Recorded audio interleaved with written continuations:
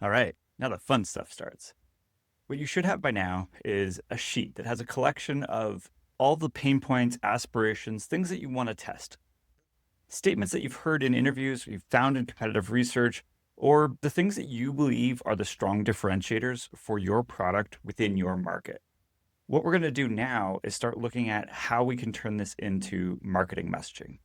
I'm going to walk through a couple different examples, but I'm also going to add a little bit of context on if you can't find an audience within the Meta platform, how you can still take some of this messaging and turn it into something a little bit more compelling for use through an email campaign to improve open rates or to generate some more interest in terms of a landing page or how to turn this into something actionable that isn't on the Meta platform.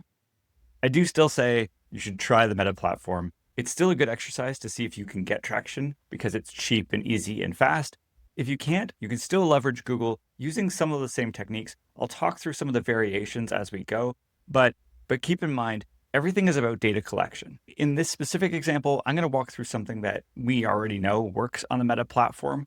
But if for some reason your product doesn't work on Meta and you've actually tried to prove that it doesn't, great. We'll start talking about how you can turn that into other ways of collecting data. So it turns into more of like open rates, response rates, who's engaging with the content. And we can even start talking at this stage about downloadable content, especially if you're in the B2B SaaS space. So I'm going to walk through a bit of a live example, which makes me a little bit nervous, but I'm going to walk through all of the steps. You're going to learn how to do this, and then you can take it and modify it in your own way as well. Okay, so jumping right back in, what I'm going to do is I'm going to go back to my pain point synthesis sheet. Obviously, you'll probably have way more data than I have in here, and ours are totally made up, so they're not super relevant. However, what I did do is I go in and I'm going to change my ranking so I can pull up my top weighted things.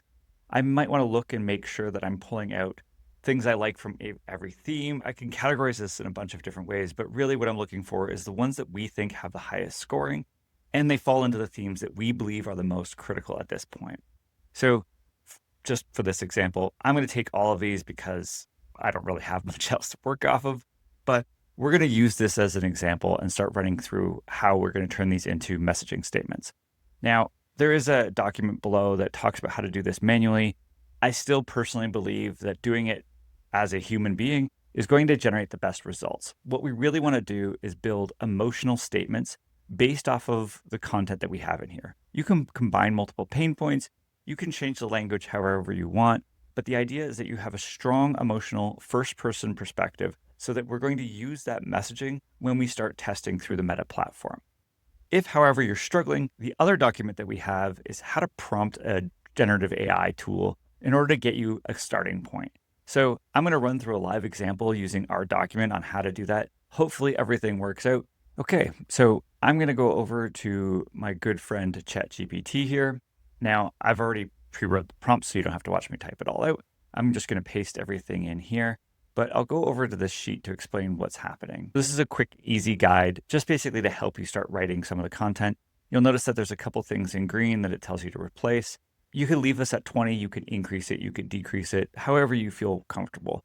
And then what I did is in the piece that I've texted into GPT, I've already added in a description of my customer, my product, and my pain points. I do find when we've done this before that sometimes going into more detail will give you better results. So sometimes it's a good thing to play with that. So you can see here I have fairly short descriptions of what I have and only a few pain points, but really you want to try and make sure that you have a little bit more than this. We'll see how this one goes and hopefully it works out. So I'm going to start by sending in that first prompt. And it's going to start to generate, and we'll jump back when it's done. Okay, so it's generated the first 20 results here. I can look at this and there's some things that I really like. There's some things that I don't. There's a bunch of things here where it says, hey, I want a smarter setup, not another heavy dumb box. I might say things like, I might push back saying, hey, make sure it has references so that there's nothing ambiguous. Keep in mind that this is going to be used as marketing messaging to help refine it.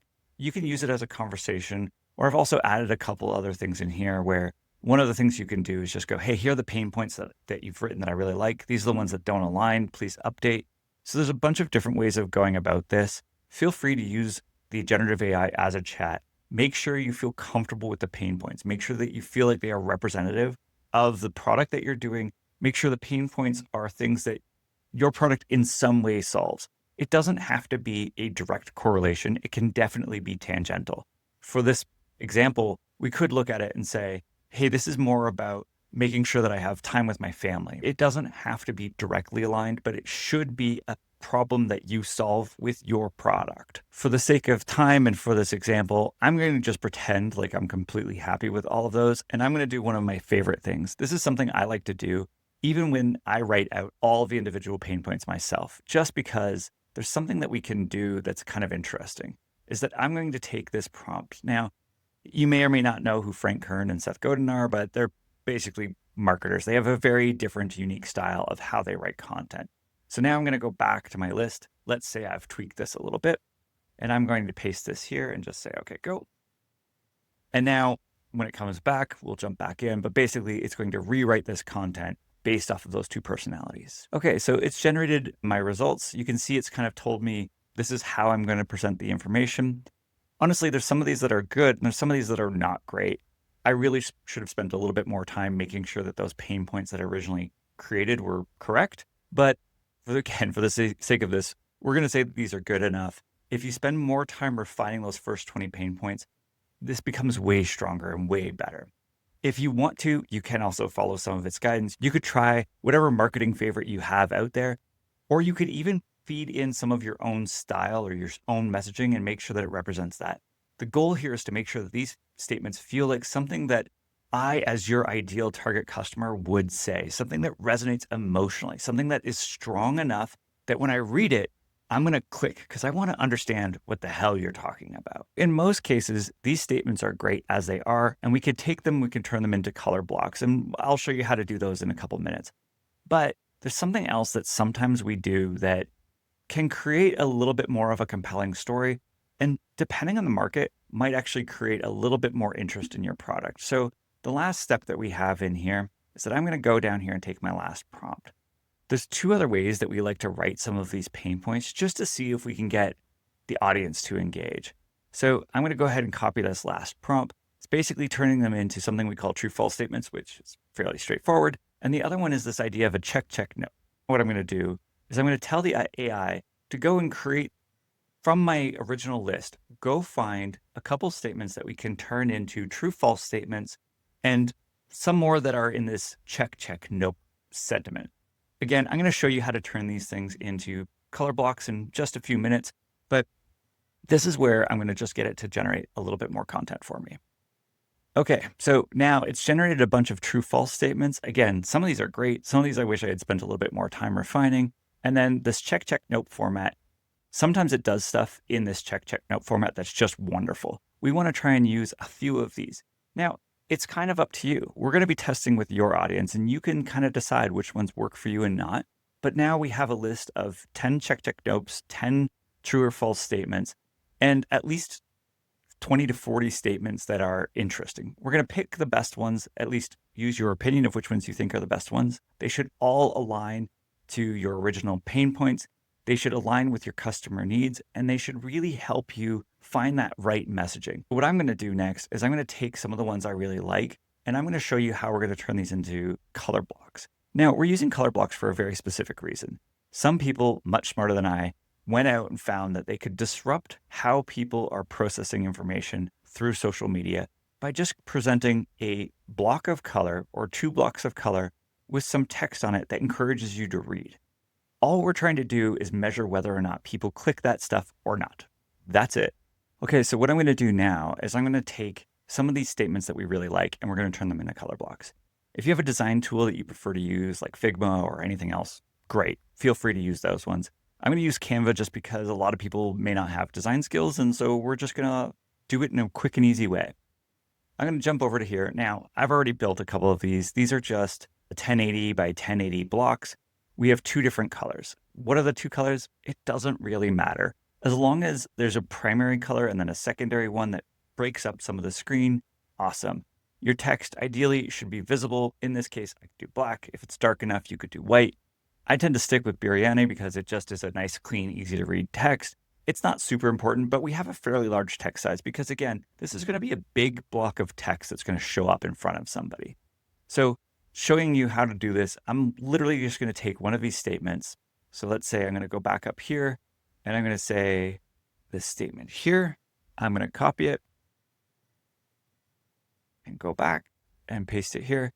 And honestly, the only thing I'm going to look for is that I might try and change some of the breaks, right? Just so that it's like, I don't need a fancy new trailer break. I need smart tech for the one I own. That's the only thing I'm really going to change. I'm going to have it fairly centered within the primary block, but that's it. That's all I'm going to build.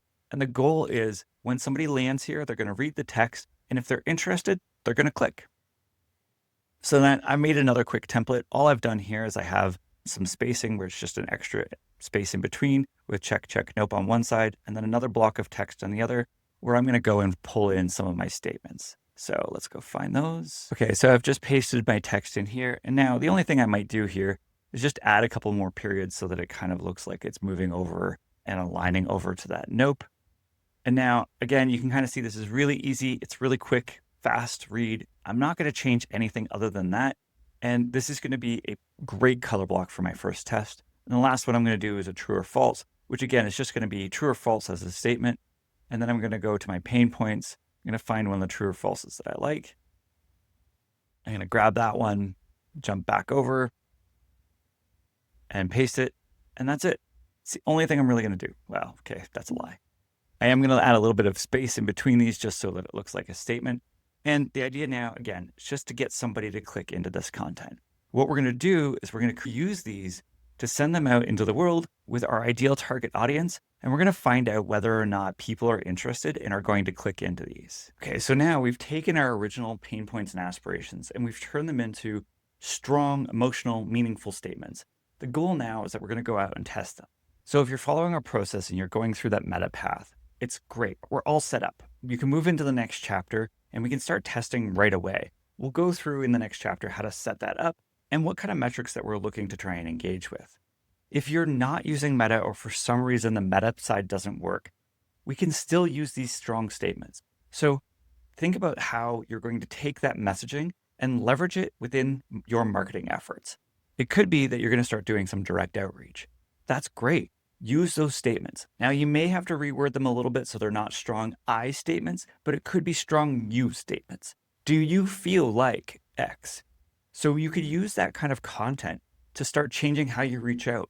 Use it in those initial messages. If you're using LinkedIn and you're trying to connect with your ideal customer directly, use that statement. Use the things that you think are the strongest and use that language in that initial connection request and try and see how many people re-engage with your content. Start creating posts that talk about these things. Look for shares, look for likes, look for interest and engagement from your ideal customers. Join groups within LinkedIn and push that content out. Or take the Google approach. Using Google Ads, we can still drive traffic. Yes, you have to tweak that language a little bit, but look for the strong differentiator. Look for those metrics. Make sure that you can turn this into language that's going to be meaningful and engaging. And the thing is that the more people who click, the more people who engage, they're stronger indications of whether or not you have something that is resonating with your audience. Keep in mind, this isn't about selling your product at this point. It's about what messaging really impacts your users. So for right now, it's not a sales pitch. It's about engagement. Do people care about the problem you're trying to solve or not? That's what we're solving for first. If we can find out a solution to that, we'll get into more and more about how your solution is going to solve that problem. And we'll get closer and closer to that confidence that you need in order to launch a really successful product. So in the next chapter, watch out for how we're going to do this testing on Meta. We'll also throw in some other ideas on how to do this testing through outreach and other platforms. But this is the first step to make sure the problem you're solving resonates with your audience and has real, statistically measurable impact on the people you're targeting.